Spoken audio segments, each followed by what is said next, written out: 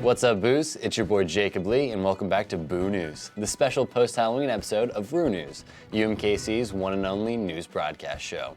We're here to bring you the latest news from around campus and Kansas City every Tuesday. This election cycle, there has been focus on potential legal challenges to the result of the election. RooNews reporter Lindsay Tomat spoke with UMKC professors to find out more. What are some of the legal requirements of counting ballots? I mean, that sounds like a really complicated process. A lot goes into that. What would disqualify a ballot? Kind of what goes into all that? It is really important for voters to be careful when they're completing these mail-in ballots to make sure that they're doing everything they're required to do. If it asks for your address, make sure your address is correct, and it needs to be the address that is matched on file with the registration office, which for most people is the same address on their driver's license. So there's a lot of really careful steps you have to take just to get sort of your ballot to count. I can tell you that there's a few things to know about voting differences across the states. And I think the biggest one for getting ready to go to the polls is your ID requirements.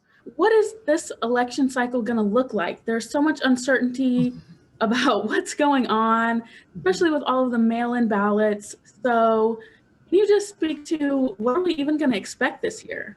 The sheer number of mail-in ballots and absentee ballots is really quite distinct. We're also seeing record numbers there. And mail-in ballots do often take longer to process than your traditional ballots. So that's the first thing to note is we probably won't, unless there's a blowout, know who has won the election on election night. Many states, so states vary in terms of the rules with respect to counting ballots and when they can count mail-in ballots. So a good portion of states have already started counting mail-in ballots. So those states, we shouldn't really be delayed very long. We should know probably by election night how they fared. What advice do you have for students going on election day just to kind of make the process as easy as possible? Be proud of yourself. Voting is something that, even with record high turnouts, only about 55% of Americans on average actually do. So if you're doing something that only a slim majority of Americans have done in the past. So it's something to be proud of and let people know. And have a plan to how to get there and how to get your friends there as well. Thanks, Lindsay. This week, the UMKC administration reported 20 new confirmed COVID-19 cases since October 18th. Kansas City, Missouri added 1,640 lab-confirmed cases and 45 deaths due to the coronavirus this week. We would like to remind our viewers to continue wearing protective face masks and social distancing to prevent further spread of the virus. Student organizations have found ways to host Halloween events during the pandemic. We now turn to RooNews reporter Theo Schoolcraft for more on how student organizations have kept the spooky season alive at UMKC. So what Halloween-themed events do you guys have coming up? We are having our union Halloween trick-or-treat. So throughout the union, there'll be decorations and buckets of candy for people to participate in and grab. Also over the weekend, we have our Instagram costume contest. So the way that works is you will be able to wear your best costume. You don't have to be at an event or anything like that because, we're social distancing. But submit us your best picture of your costume, and top 3 get prizes. We're about to do a pumpkin carving event actually tomorrow. And at this event, we're basically going to have a competition, and also we're going to have costumes. So if you want to wear a costume, there's a competition for that as well. Our spooky event is happening this evening. It's going to be spooky painting with Mijas and Amanzando UMKC mentoring program. And so we're just going to be painting canvases of pumpkins and skulls. Well, thank you.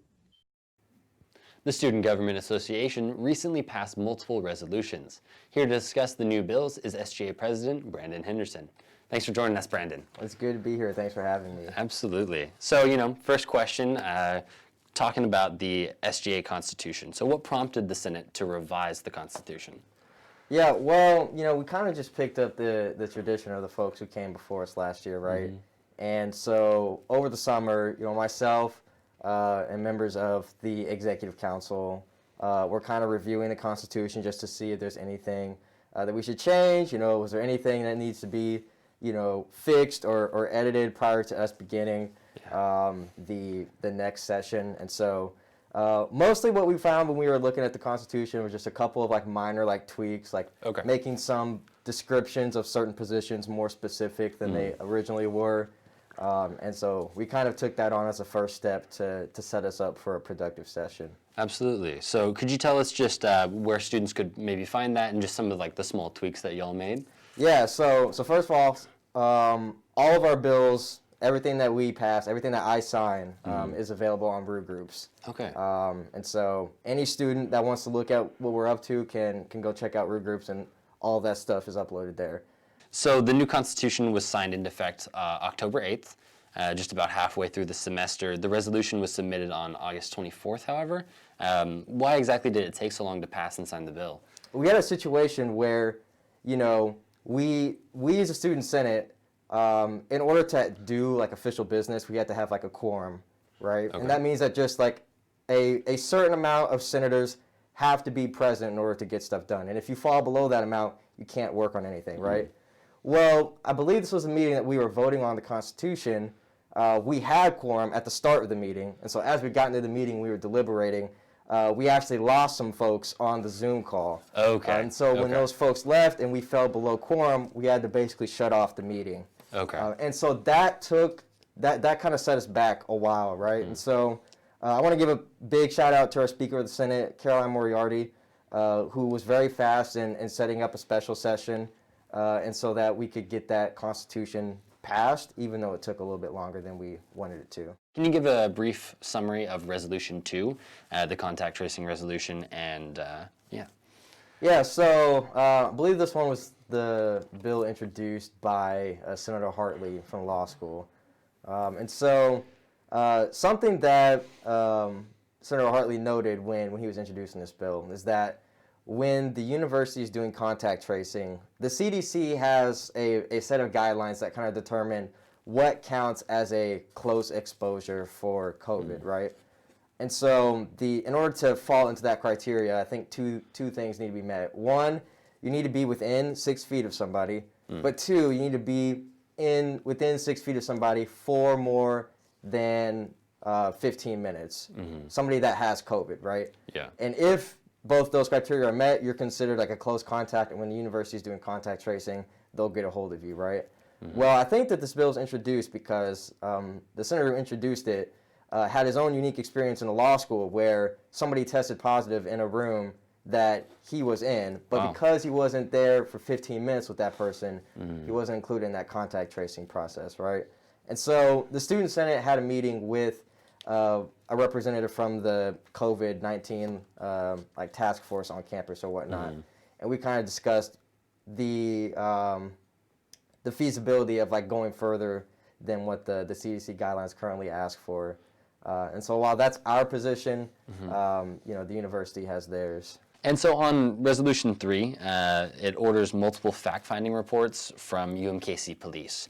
What exactly do you expect to learn from these reports? Yeah, so the goal with this resolution was to get a more accurate kind of snapshot of like the state of campus policing at UMKC. And I think that the ultimate goal is to determine when we're gathering these facts, if there's anything else that we need to be doing, right? So for instance, if during the course of this, information gathering, we find that a lot of students have instances of being like profiled by police on campus, that's something that we could follow up on. If we see that, students don't, if there's some sort of issue with policing on campus, the goal of this resolution is to get all that information, and then possibly next semester we can decide on a good course of action. And I will say this too, I don't know which camera I'm supposed to look at. If you have an experience being, profiled by UMKC police, or if you have any concerns with our on-campus police, please reach out to SGA and let us know, and we'd be happy to follow up on them. Absolutely. So recently, you criticized Mayor Quentin Lucas for taking photos with members of the Kansas City Police Department, saying, quote, "I saw you pose with KCPD, who brought a Blue Lives Matter flag with them." which is a symbol of fascism and police violence. That to me is you picking a side, end quote. Don't you think that it's hypocritical to criticize the flag as a symbol of police violence while you are a member of the National Guard who were used to fight protesters? I don't think that's hypocritical, because one thing I will say for damn sure is you will never see that flag flying on any military installation, you know, because it's not the U.S. flag, right? It is a, you know, in my opinion, wrong interpretation of what this country stands for, right? That flag to me is a symbol of, you know, there's this culture within policing where, you know, we're going to protect each other, and it's kind of like us versus them, right? And that Blue Lives Matter flag to me is the epitome, the perfect symbolization of that culture, right? Kind of touching on that us versus them mentality, you know, I think that's something that's been very difficult, especially this past 4 years, if I'm honest. Do you not think that the language that you've used, you know, that to me is you picking a side to Mayor Quinton Lucas is kind of, you know, agitating that even more? Because Quinton Lucas has, you know, in the past, he's worked with the protesters, he's, you know, he's given speeches with the protesters, and he's also, you know, he has this picture with the Blue Lives Matter. Do you not see that as him trying to be in the middle? I guess what I'm trying to say is that, you know, part of being in a position like his is trying to walk a fine line between, you know, appeasing everybody and standing up for something, right? And I think that our mayor has a very bad habit of trying to appease everybody. And I think that it'd be more constructive if he just came out and said, like, you know what, like yes, I agree with the protesters, or you know what, like, I actually side with the police, instead of trying to play both sides consistently, which is what I think he has a habit of doing. Yeah. And so moving on, the number one promise of your campaign was to make sure that the student body was more heard. So what have you done to deliver on this promise? Yeah, well, I will say that, one, I think that we try to solicit information from students as best as we can.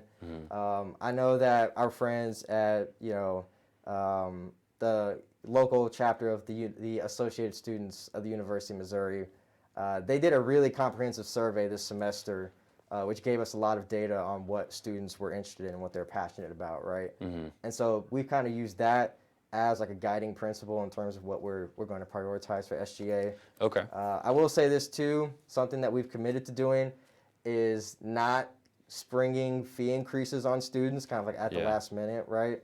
And so that is something that, you know, we might get to hopefully next semester, is looking at what happened last year with the counseling referendum. Yeah. So is there anything you would like to add as a closing statement? It's really important that all of us as students stay focused, you know, wear a mask, practice social distancing, wash your hands. Don't be going to parties, don't go to the bars. Because if I see you at a party or if I see you at the bar, I'm going to let you know what's up. And you don't want to hear from me, so just don't do it. Yeah, absolutely. So appreciate you joining us. Thank you so much for coming on today. No problem. Thank you for having me. It's a very important day today, and instead of worrying about the Chiefs, I wanted to remind you to go out and vote. Vote like your life depends on it. That's it for today, Roos. Back to you, Jacob. That's all we have for you this week. We hope you enjoyed the special RooNews episode. Don't forget to subscribe to Roo TV and make sure to follow RooNews on Instagram. And check out unews.com for more news from around campus and Kansas City. I'm Jacob Lee. Stay safe, stay clean. See you next Tuesday.